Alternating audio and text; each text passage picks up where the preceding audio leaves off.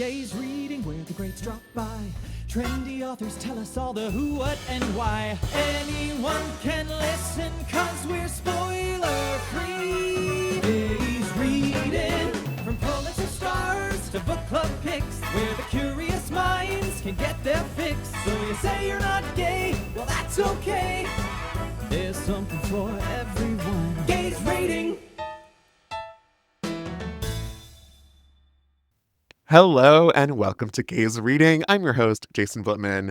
And on today's episode, I have the fantastic Brad Summerville, aka Brad Bought a Book, to talk to me about what he's reading, because I'm trying something new where I'm just going to do a little chit chat with someone who I like talking to and ask what they're reading. A few things before we start.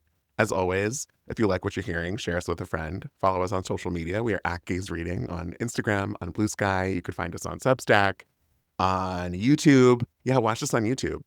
And what else? Oh, the book club. But Brad and I will talk about the book club. Anyway, all that said, welcome to Gaze Reading. Brad bought a book. Hi. It's always so awkward listening to you, like waiting to speak. And What do you mean always? The two times I've done this, listening. I did not do this introduction the first time you did Gaze Reading. Thank you very much. I had to wait for you to introduce me because you talked about me being in Colorado. Anyway, it doesn't matter. I thank you for the lovely introduction. It's fine.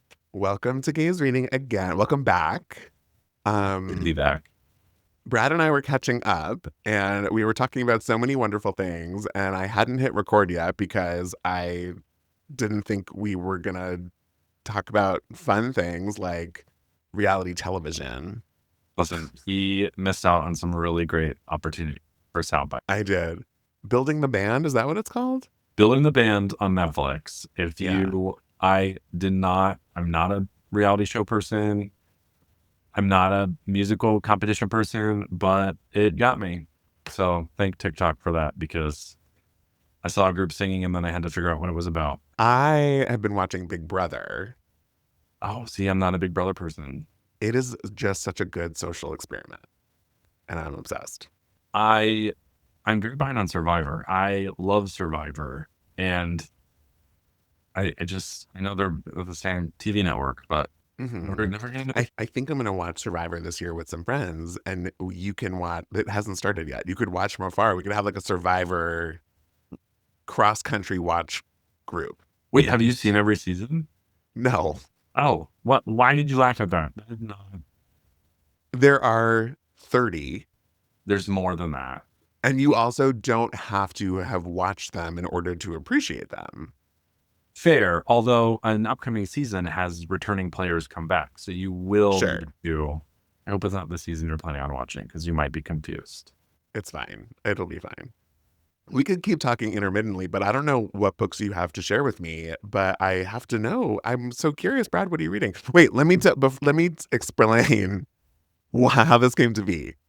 So obviously, I don't have an author guest today, and I have been reading a bunch. Not for the podcast. I've been reading for pleasure. I need to rephrase that. I'm always reading for pleasure, but I wasn't reading books to interview people. And so I wanted to just get on and talk about the books that I was reading. And I said, who would I want to do that with? Because I don't want to do it by myself. And I said, I know, let me text Brad. And he is reading things. And I saw per Instagram that you're reading a bunch of things that I don't typically read. So I feel like it's a good balance. Oh, that is true. We have different vibes. Yeah. So what's something that you're reading right now? What did you see on Instagram that you posted a little July update image? Oh, to my sweat. And I would say 0% of them are. What's funny is one of those books we actually were gonna buddy read together. Oh, yes, we were. Yeah. We can start with that one. Sure. So I was definitely excited about it. Yes. And the second one, it's a trilogy. It's part of a trilogy. It's called Road to Ruin by Hana. And the book club I'm in decided to read it. It was my choice.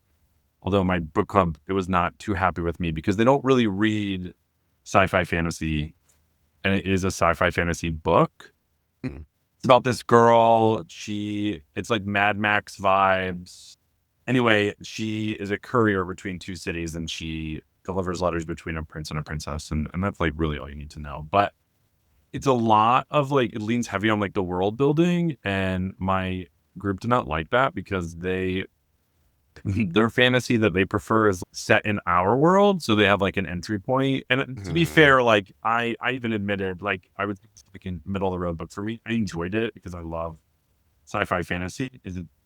Did I think it was the most amazing book I've ever read? No, but I did get something out of it. It is queer too, because the main character is bisexual, which is awesome. But yeah, I would say overall, like this, if you were on the fence about this, I would tell you specifically no, because I don't think that you would enjoy it as much as maybe Yeah, a fantasy or sci-fi lover.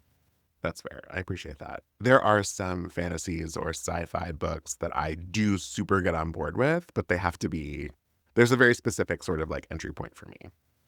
What are some of those?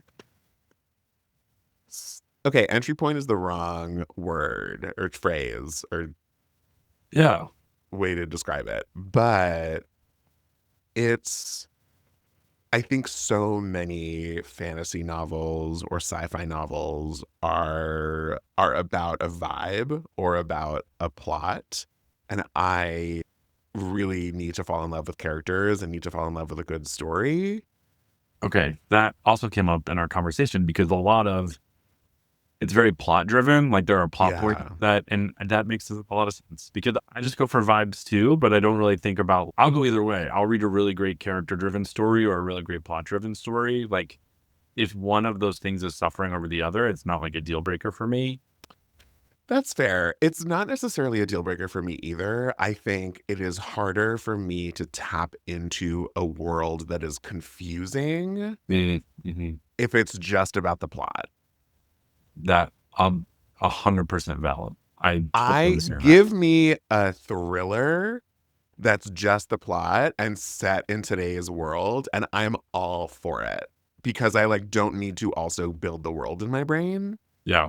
Yeah, I feel like I'm learning about myself right now a little bit. Thank you. I'm so happy to be here to guide you through this journey. And yeah, but I was just talking about this because How to Train Your Dragon is one of my favorite movies, and it's not my typical genre, right? It's fantasy, it's dragons, and like I'm not a big fantasy dragon person, but the story is so compelling and the characters are so rich that I just love it so much. Have you seen it? The new one? I actually have not seen the new one. I'm talking about like just the original. Yes. I thought you were going to base all of this off of seeing the new movie and not the original. And I was about to drag you through the coals for that. No. But I'm really glad that you said what you said. Yeah. A book that I just read that I loved that I would not recommend to you. Great. See, I love how we know the vibe. I know. This is actually a really fun exercise. Is When the Cranes Fly South by Lisa Ridson. It's the winner of the Swedish Book of the Year award. And it's the story of this like elderly man and the last 4 or 5 months of his life. It is quiet, it is slow, it is simple, but you really get to spend time with him and in his brain. And it's really moving. And even though I sort of knew, it's like hashtag spoiler alert, he dies at the end. I think that's like sort of clear. Like when there's a dog on the cover, like, do you know what I mean? Like the dog is going to die. Did you just spoil every single book with the dog on the cover for me? Because they typically don't pick those up. I know. Franklin too. He does not pick them up. But you do see that this is heading to the end of his life, whether you watch him die or not. Like, it's the end of his life. Yeah. That's very clear. And because you're at the end, like you sort of feel like, oh, whatever, I'm sort of in it, I get it. But it really is it's beautifully paced, very calm. It's very Frederick Backman. In fact, a bookseller put this galley in my hand and was like, take it and read it. I think you'll like it. And then literally later that day, Frederick posted on Instagram how much he loved the book. And I wrote to him and I said, how funny. I literally just got this today. And he was going on about how lovely it was. And sure enough, I cried at the end. So You cried? I did. Do you cry at Uh, books? Yes, but like I feel like yes, I cry. Do you not think that I have emotions, Brad? I feel like I can't remember. I feel like there was a book we both read that I definitely teared up at, but you were like, well, I mean, yeah, and I everyone guess like has their thing. different vibes. I probably would cry if I read. In fact, I could almost guarantee I would cry. Yeah. So this is so random and so specific because I was gonna say I can if a story is beautifully told, no matter what the medium, and it's moving, it can move me to tears, even a commercial. And immediately makes me think about a Publix commercial. And I know that you are also from Florida, so I you probably might even know what I'm commercially talking you're gonna about. say, but keep going. You do or don't know what I'm gonna I say. mean, there have been many a Publix commercial that has brought tears to people's eyes, but I am waiting with bated breath. It was a Thanksgiving one, I think. It's always the holiday ones. Yeah. Anyway, I think it was like something about salt and pepper shakers. Does this sound familiar to you? Are they like moving? Like they're like little, they like holding hands? Are they little, or am I wrong about this? I You know think what? so. I'm Yeah, gonna, they're Pilgrim salt and pepper shakers. yes, I know exactly which one you're talking about. I'm gonna think Okay. when we're done I talking. know, me too. Publix Anyway, commercial, salt and pepper shakers, Thanksgiving, tears. That's right. my search. Anyway, I can be a very emotional fella, is what I'm trying to say. What else are you reading? You know what else is on my list this month that so I have been down like NM romance hockey rabbit hole. So I saw. So we saw some of those hit a little bit harder than others, but I'm currently reading the Game Changer series by Rachel Reed. It's 6 books and I'm through the first 5, but the last one, the most recent one I read is I cannot stress this enough. It is so good. And oh, I love it. I'm talking about it and I'm like getting excited. Is it the hockey aspect? Is it that you love these people? Is it romantic? Is it sexy? Is it Yeah, they're all definitely spicy, but I think the reason I really love this one is like the topics it deals with. Each book in the series kind of deals with a different relationship dynamic between the two main characters. And this one is like Grumpy Sunshine. So like the hockey player is like, he's not a nice person. He's kind of like angry all the time. And the other MC is this like out, comfortably queer and proud, and just like he's so comfortable in his own skin that mhm.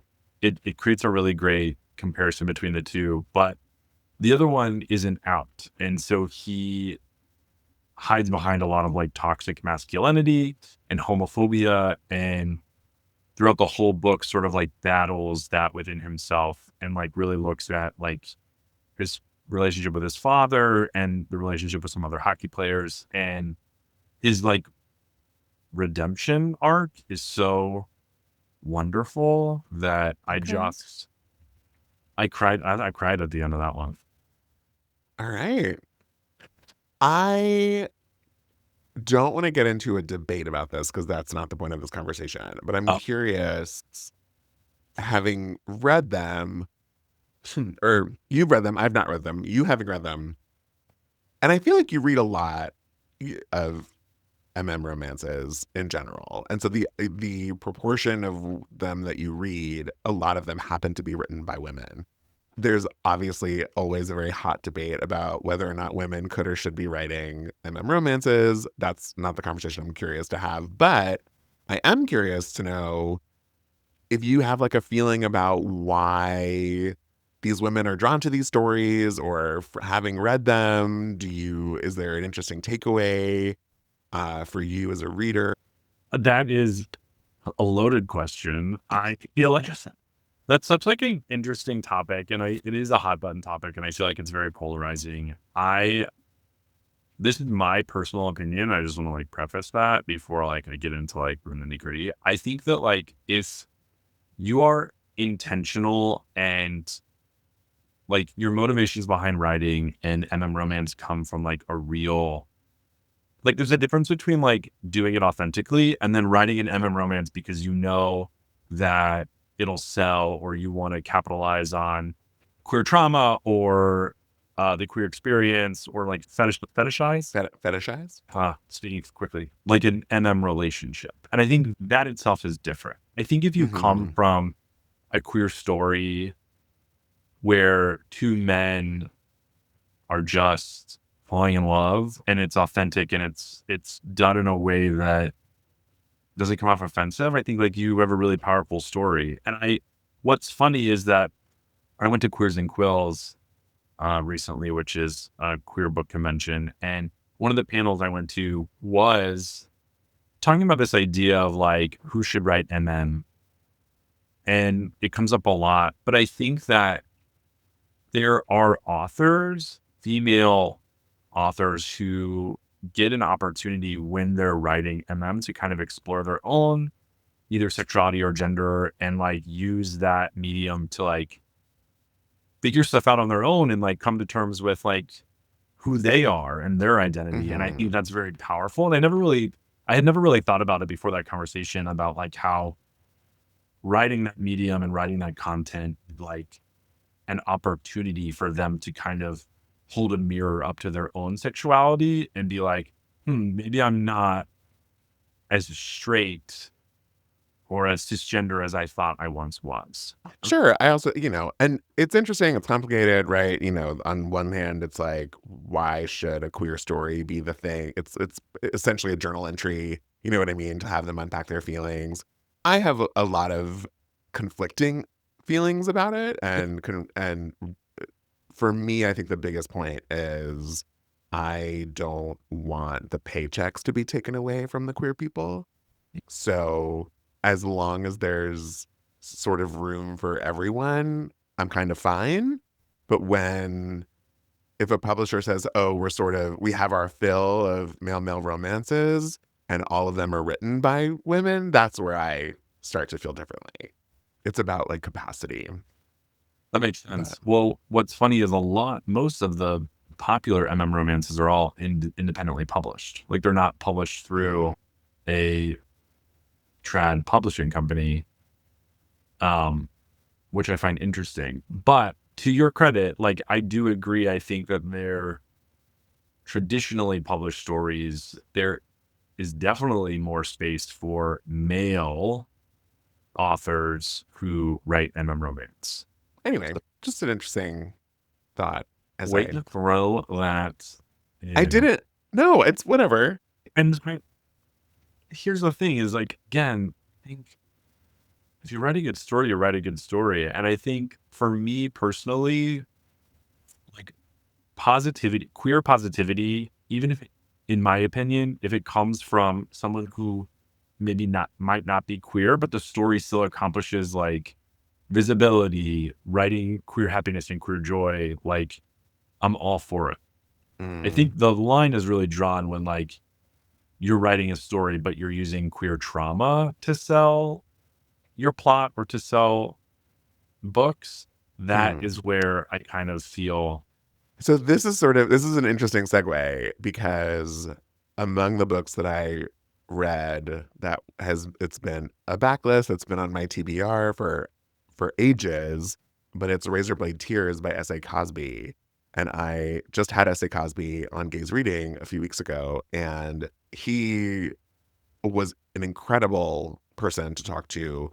And when I asked him about what allyship means to him, his response really moved me. In fact, he actually had a response to a different question that fully unpacked what allyship meant to him before I could even ask him about it. Have you read this? Yes, I have. And I loved it. Okay. Well, I loved it. I loved it so much. But it does fetishize queer trauma, or it takes queer trauma and turns it into this book. I don't think, to me, this is an exemplary example of how it can be done successfully. But it was really a story about learning how to be an ally and what it meant and means to be Black and gay and what it means to be the parent of a gay kid. And it's really what the book was about. But at its core, its inciting incident is gay trauma. Yes. However, doesn't all that trauma happens before the book even starts? Yes, that's true.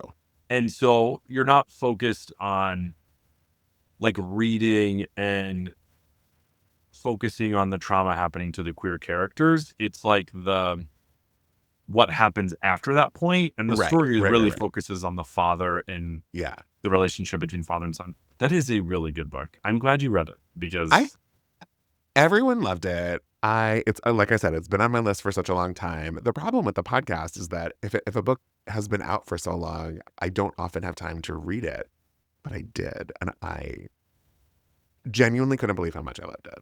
That's the only S.A. Crosby I've read. He's great. I didn't he was on the show for his new book King of Ashes, and I loved it. And so I was like, wait, am I a crime fiction girly now?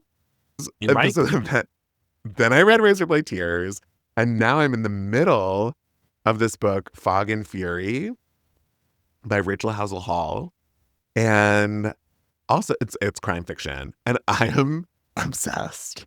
I love it so much. Like, oh my God, this is my new favorite thing. It's crime fiction. Anyway, that's all. Fiction. I'm reading it in crime fiction right now, so I apologize. That's okay. That's so funny. But Rachel was at the book festival that I produced this year in Palm Springs, and I'm obsessed with her as a person. But additionally, in the conversation that she was having at the festival, she brought up something that was so interesting and has stuck with me for months now. But the concept of we are all a villain in someone's story. And that is just interesting. We've all done something at some point in our lives, directly, indirectly, on purpose, not on purpose, where we are the villain in someone else's story. And it sort of broke my brain when I thought about that. No, I'm not a villain. I've never done anything wrong ever. I'm only nice. I find that so hard to believe. Fine. I was mean to my siblings. It's okay.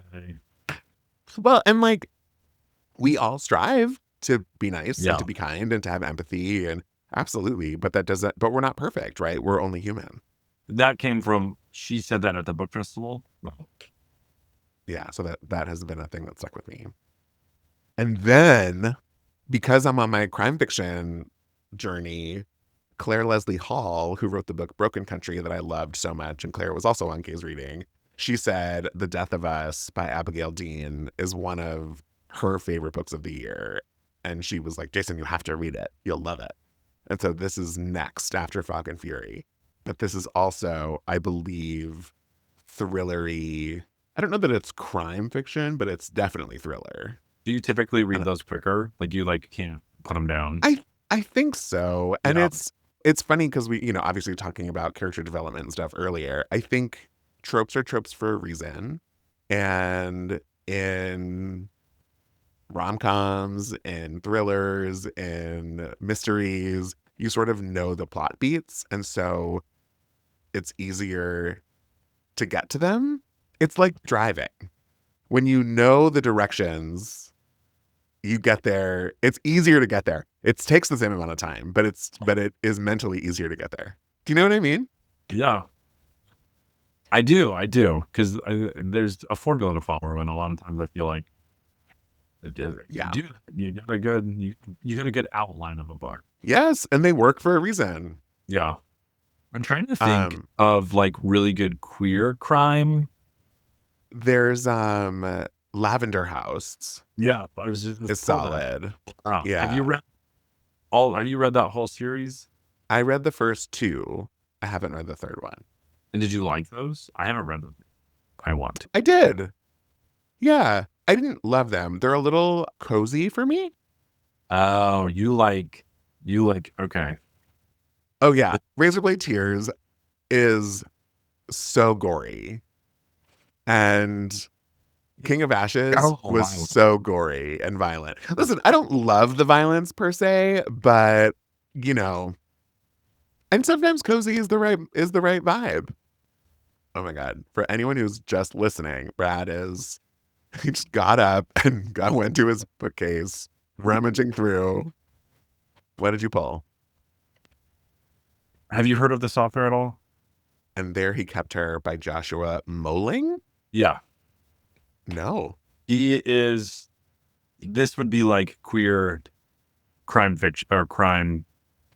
What were you saying? Crime thrillers. I said crime fiction, but a thriller, crime novel, all sorts of. Okay. Yeah. So the main character is gay and he is a detective and the Yes. former police officer.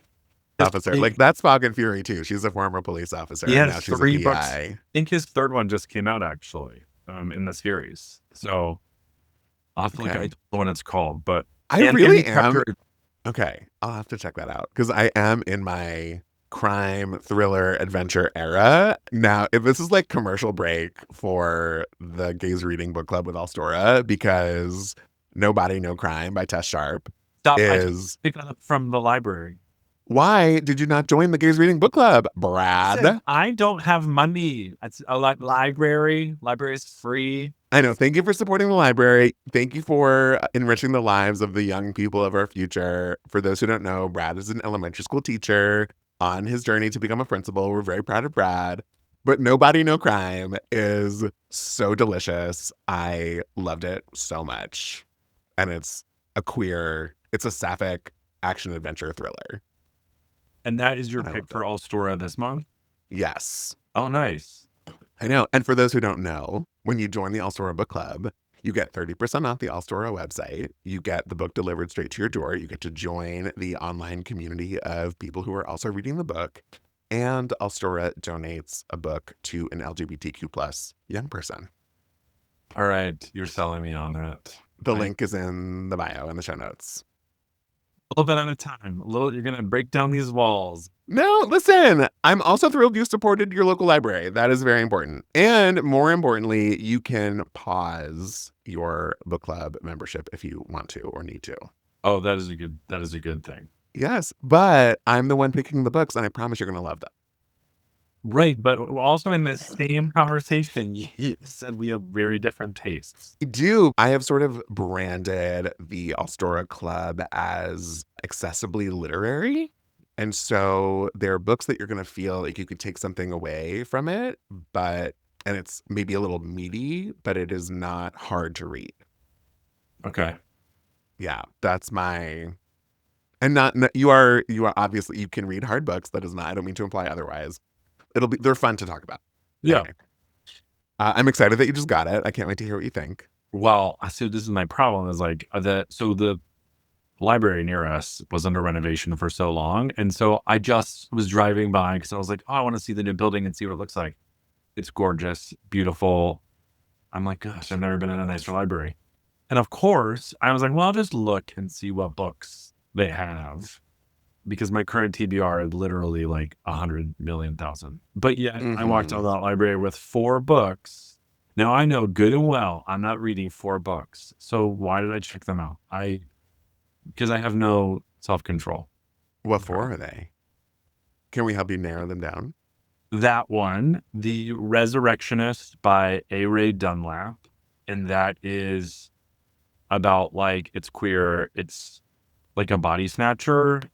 It's like historical fiction, but this is why I got it. I'll tell you. I had applied on NerdGalley for the ARC, and I never read the digital copy, and I felt this goes back to like feeling like you have to read every book that you're given. And I was like, well, maybe if I have the physical copy, I'll read it. And so that's why I got The Resurrectionist. The other one is The Palace of Eros, which is a queer, like Greek retelling. And then I got the book you recommended. And then I got Adam Silvera's History Is All You Left Me, which I heard was really good. But again, so I went to the library. I got all 4 of those books. And I started a book that I owned last night. I started Gay the Prey Away by Oh, Natalie Naudus, who that is it. Okay, wait. Okay, I'm sorry. This episode. What is this episode? Listeners, you're gonna be like, Jason, what is happening? Okay, on. So Tess Sharp, who wrote Nobody No Crime, I had her on 2 weeks ago as a guest gay reader. So she told me what she was reading, but we of course talked about Nobody No Crime. And one of the books that she talks about rereading and loving is Gay the Prey Away. really. Yes. It's actually like really good. It's about a girl who is in a religious cult, and she at the library picks up One Last Stop by Casey McQuiston and hides it from her family and like reads it and like slowly comes to terms with her sexuality. But this is why I said, so the author, she does a lot of like, she's a narrator for audiobooks. Oh. And she wrote in here like the note at the beginning that when she started narrating, she was drawn to queer stories, and then like really was like, I wonder like why that is. And then through narrating those stories, realized that she saw herself reflected in those books. And so like, which I thought was really cool. And so like, this is, I don't want to say it's like her story, but like it's based off of like her growing up, which Very cool. It's really good so far. I'm like, part of why I had a freak out about you mentioning that book and the connection to Tess is because Franklin and I have been listening to the podcast, the Telepathy tapes. okay. And it's like inappropriate to talk about other podcasts on your own podcast, but the Telepathy tapes is out of control. It is so fascinating. It's a 10-episode series with some bonus episodes. And basically, there is, how do I want to phrase this that is like accurate? Independent studies, so not like full-blown scientifically accurate. So I will just preface with that. But studies have shown that nonverbal children or nonverbal people with autism can read minds and can be telepathic. And I see the face you just made, and I receive that. I hear it. I understand it. And this series blew my mind. And the concept of us all sort of being connected and these sort of little moments of quote unquote telepathy happening, like this, right? Me talking about Tess Sharp, you bringing up that book specifically. You didn't start a book from the library. Little tiny moments that are sort of mysterious in the world. This unpacks things, and I'm fascinated by it. Highly recommend listening. It is. I feel like my husband would love that podcast. Yeah? Gotta tell him. I actually will. I actually might give it a listen. I don't. It's not really like. That's cool though. I think that's like fantasy related. Like, it's hard to wrap your head around telepathy being like a real thing. Yes. But, the way that it comes up, the way that it's sort of suggested in the book is like, imagine living at a time where everyone believed the earth was flat. And suddenly you're like, wait, the earth is round. And we're all like, no, how could it be round? It's flat. Obviously, I know the earth is round. I like want to make that very clear. I mean, there are people that still don't believe that. No, I know. But my point being that like, how could we be so naive to think that we know everything? Yeah. Right. That's all. Very true. It's a good perspective. Yeah. Anyway, I am obsessed with it. Highly recommend. Okay. And I've read one other thing. I read so many things. I have one more too that I want to talk about, but I can go first or you can go first. So I'm happy to go first, but we have been in and out of town, and we had out of town and had lunch with a friend, and he asked if I'd want to come to his book club a few days later. And I was like, sure, we'll be around. What are you reading? And he said, Giovanni's Room. And I knew that it was short. And I have never read it. And I was like, sure, I can read that in 3 days. Let me pick it. Let me go grab it. So I went and bought it from my favorite local indie bookstore. And that is my last one, Giovanni's Room by James Baldwin. I've never, ever read a James Baldwin book. And it was really special. Have you read it? No, but I just recently bought it because someone was talking about it on TikTok, and I was like, it's time. I need to read James Baldwin because I've done posts about him before, but I've never actually read any of his work. So Yeah. Highly recommend. I feel like It is very literary. There, again, I know that that's not a deal breaker for you. Some of it is sort of hard to get through because of that. And obviously it was written in the 50s. Mhm. But there's a lot to talk about and a lot to unpack. And so I look forward to chatting when you finish reading it. Yeah. So when did you already go to the book club or you? Oh, nice. Yeah. Yeah, it was last week. It was like bing, bang, boom. I read it so fast. I took my notes. I went to and let me tell you, Brad, this book club was very intense. I loved it. There were like 20 people there. Why not? It was all gay men and 2 women, which I've never been to a book club with gay men before. And they pulled out the study guide from Penguin Random House and asked the questions from the Penguin Random House guide. A guy made Jeopardy for the book, and we broke into teams and played Jeopardy. So I feel like I got a very robust Giovanni's Room experience. Okay. I would be there so fast for the Jeopardy alone. This is Oh my God, it was so fun. Academic competition in middle school, like accelerated reader program in elementary school where you had to take quizzes on the books you read. Let's bring that back. I Yes. wish there was something holding me accountable for remembering what I'm reading. I understand that deeply. But Jeopardy, really fun. Did your team win? My team did win. Oh, it's probably because you were on it. It did. No, it was like, honestly, everyone read the book. It was intense in a good way. And everyone was so excited to be there and to talk about the book. And there were a lot of polarizing feelings about it. And it was a really great discussion. And yeah, it was cool. Anyway, I'm curious to hear what other people do for their book clubs, because that was never my experience.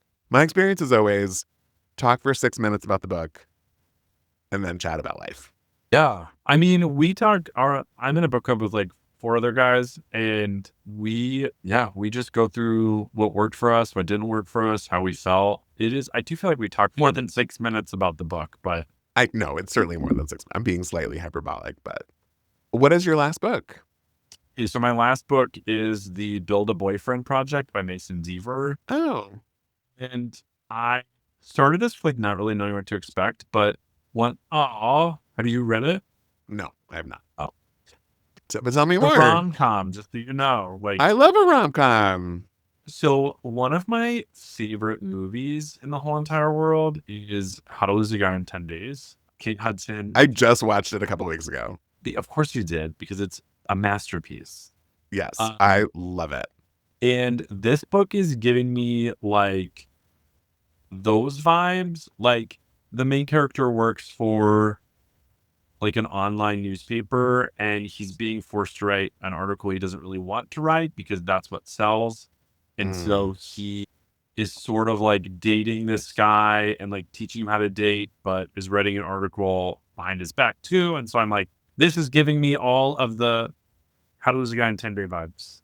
Wait, this is so good to know, because there's another book coming out in October, called Isn't It Obvious by, let me just grab. I'm like looking really far away. All right. Headphones. It's called Isn't It Obvious by Rachel Runya Katz. And I believe it is a modern queer You've Got Mail. Oh, I have seen that come up. I keep seeing that author come up as well, but I've not read anything by her. Now I'm just so excited. These like contemporary queer rom-coms that are inspired by 90s rom-coms. They're made for us, Brad. Well, I don't know if this is like, I don't know if the author has said this is a direct. It just gave me those vibes, and I Regardless, loved it more. Yeah, exactly. My 90s, give me 90s. I am okay with that. Fun. Okay, that's so good to know. Are there more hockey romances on your list? On your coming up, I mean. Are you like immersed in the world of hockey? Yes. So well, that's so funny. See, because the series I'm reading, there's one more left, and I'm like I'm waiting. Because one, I don't want the series to end, but two, the sixth book is the continuation of a couple from book two's story. And it's like the most loved couple of that series. Like people go feral for those two. And they're actually making a TV show out of that book in Canada. Oh, fun. Well, I'm actually kind of excited for that. But I almost like, I just wanted to take like a little hockey break. I don't play hockey. I don't know anything about hockey. And you don't really need to when you read those books. So it's not like the focus. But I just didn't want the series to end. I don't want the series to end. Yeah. I was that person who like wouldn't read the last chapter of a book or wouldn't watch the last season of a series or wouldn't want things to. I've still never seen the last season of Queer as Folk. The original version? Yes, I watched all of it except for the last season because I just didn't want it to end. Okay, you need to watch that season. What are you doing? I know. Did you watch it? Yes. Okay. That used to be, I used to have to sneak watch that show. I know. Welcome, everybody. Welcome to being a 90s kid. You had to sneak watch. And I would have it on, and this is so wild, because we only got that channel at my grandparents' house, because it was on Showtime. And where the TV was, you could hear people walking down the hall. So I would be like secretly watching it. And I could only like watch it late at night after everybody else had gone to bed. But my hand was like frozen on the remote control. And the second I heard any kind of sound, I would quickly change the channel for like cartoons or something and be like, hi, what are you doing awake? I'm just watching anything else. Nick at Night. Commercial. Right, this infomercial. Now that's what I call music commercial. Or like pop-up video. Do you remember that on VH1? Music videos. I'm thinking about stuff in the 90s. I know. We were at dinner with friends the other night and fell down a similar rabbit hole. Similar time. Brad, thank you so much for being here on this weird, random, sort of bonus episode of Gaze Reading. Yeah. This was nice. I got to like talk about, I think like talking about this got me excited for even like books that I own that I haven't read. Like you talking about reading crime thriller. Like I've actually never read this one, but now I want to because yes, you have to. You have to report back. I will. You need to be like a Gaze Reading correspondent. Go read it and then report back. We'll cut to Brad in the studio. Recording live from New Jersey. That's so funny. Oh my God. This is the second to last episode of this season. Next week is my last episode of the summer, and then I'm back the beginning of September, and I cannot wait for the people to hear that episode. That's like a cliffhanger for what's to come. Speaking of cliffhanger, join the Gaze Reading Book Club with Alstora. No Body, No Crime by Tess Sharp. There isn't a cliffhanger, but it feels like there can be. Now I need to read that book. Well, read that book. Join the club. Everyone follow us on Instagram. Follow Brad on Instagram. He's Brad Bought a Book. He also just started a YouTube channel. Go follow him on YouTube. You could follow Gaze Reading on YouTube. All the places, all the things. All the places. And probably about now, the closeout music will be starting. Brad, thanks for being here. Yeah, thanks for having me. Have a great rest of your day.